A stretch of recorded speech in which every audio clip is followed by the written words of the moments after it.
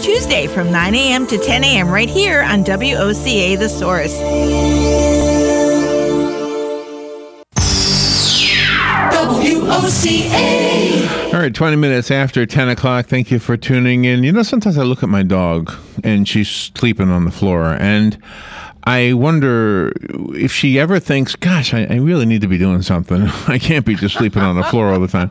And I know some people who do this, and they'll just be on the couch or whatever. And I can't imagine not doing stuff or not wanting to do stuff. It's always wanting to do stuff, and usually the things that I want to do are somehow coming from within me, like it's a God-given passion or a God-given drive or something. I don't know.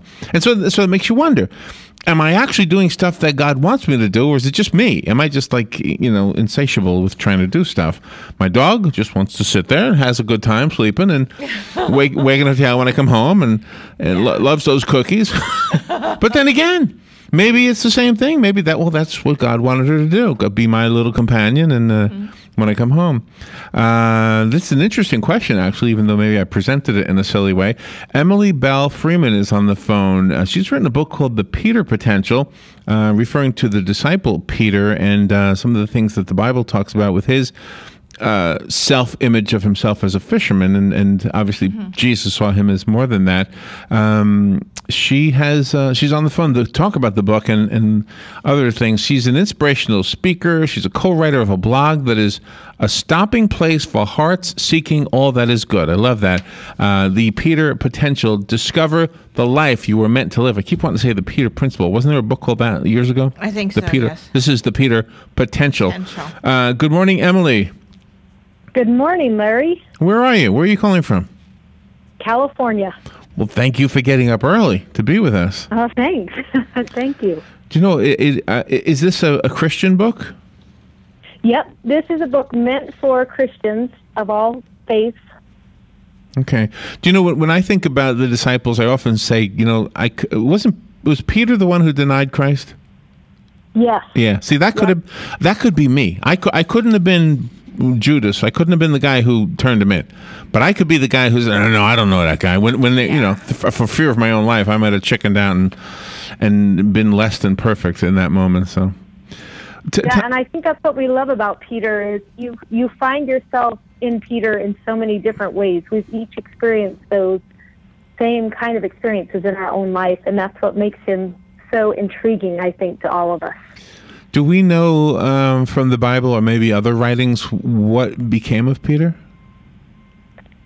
He went on to continue preaching and teaching about Christ's church, and for the rest of his life, that's what he did, is continued to share his testimony of Jesus Christ and who he was and the change that had happened in his life because of his experience with Jesus. Did he die naturally, and did all the disciples die naturally, or were they all eventually killed? I think they were all killed. I think they were all martyred for the cause of Jesus Christ. Wow. This comes up so much, the disciples, and I think you've looked at something really interesting here, the potential of all of us. How far back does this go for you? And did you see this in yourself? Did you see yourself as somebody with more potential than maybe even you were imagining yourself to have? I think all of us do that every single day, where we wonder, who am I, and what is the possibility of my life and who I could be? And it's something that I do think about every single day. And as I'm raising my children, I've got 4 in college right now, and I watch them determining who do they want to be, both in their college life, but also in their real life. Who are they, and what do they want to add to the world, and what goodness can they bring? Do you know? And, okay, I'm sorry. Go ahead. Yeah. Well, I didn't mean to interrupt you. I think each of us struggles with that. What goodness do we have to bring to the world? And determining that and watching Peter go through that struggle helps each of us do that same thing.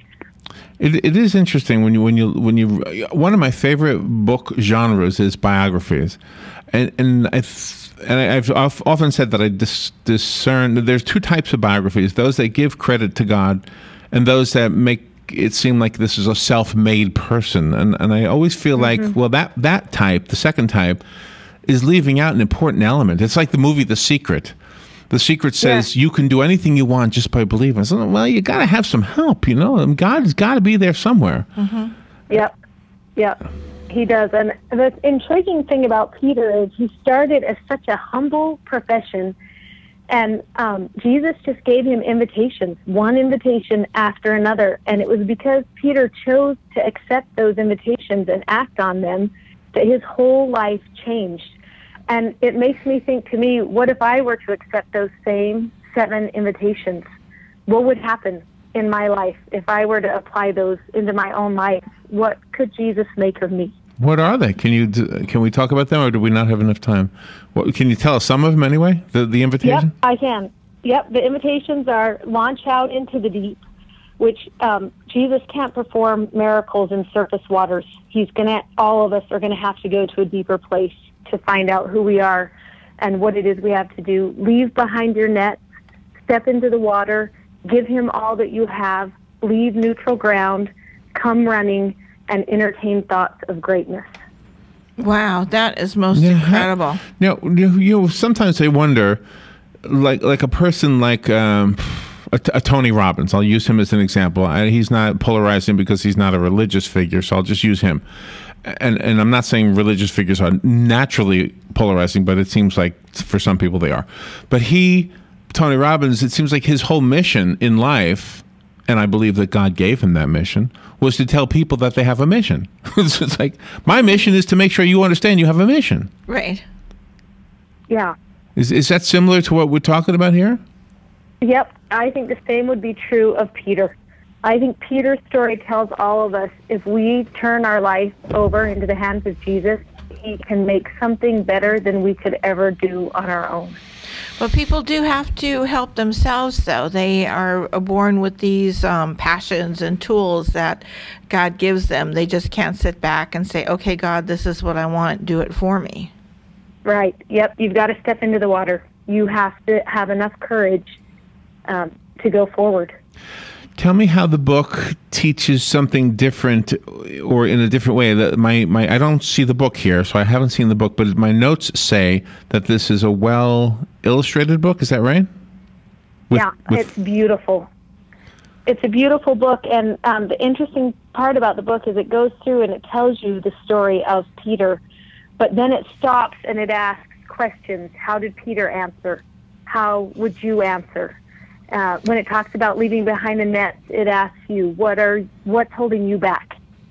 What would your nets be today? So it's a book that allows you to take that same journey as Peter did, because it pauses in places and lets you analyze your own life and where you are and where you're going, and really, how would you accept that invitation? Those are very important questions and keen observations, I think, for everyone. Yeah. Emily, have you done that? Have you left your net behind? And what is your net? What is your net? Well, at different times it's different things. Sometimes our nets are time constraints. Sometimes our nets are fear, or feeling overwhelmed at the time. And sometimes you got to set those nets down. Sometimes the net could be an addiction, or it could be something that just keeps you from being able to move forward in the direction that Jesus needs you to go. See, sometimes when I hear that, we should give up stuff and move forward, I think some people will take that to, oh yeah, I got to leave my husband. He's really holding me back. I gotta get rid of this guy. Yeah. Yeah. No, usually a net is a personal battle. It's something you struggle with. But it could be. Just like for Peter. Yeah. Yeah. I love this discussion, but we don't have a whole lot. Oh my gosh, we really don't have much time. How do we get the book? It's called The Peter Potential. How do we get it? Yep, you can go on Amazon.com. It's there, and maybe I can just leave you with one of my favorite quotes. Okay, sure. It talks about Jesus, and it says, he knows everything about you. He knows what keeps you up at night. He knows what weighs on your heart. He knows your longing to become something more. If the Lord can do great things with a single loaf, imagine what he can do with a single life. Oh, I love that. Wow. And the website again, Emily? thepeterpotential.com. Okay, thepeterpotential.com. Thank you so much. You're welcome. Thanks for having me. Fox News Radio. I'm Chris Foster. If the outbreak isn't contained, West Africa could see up to 10,000 new Ebola cases per week in 2 months, according to the World Health Organization. 8,914 cases are the number.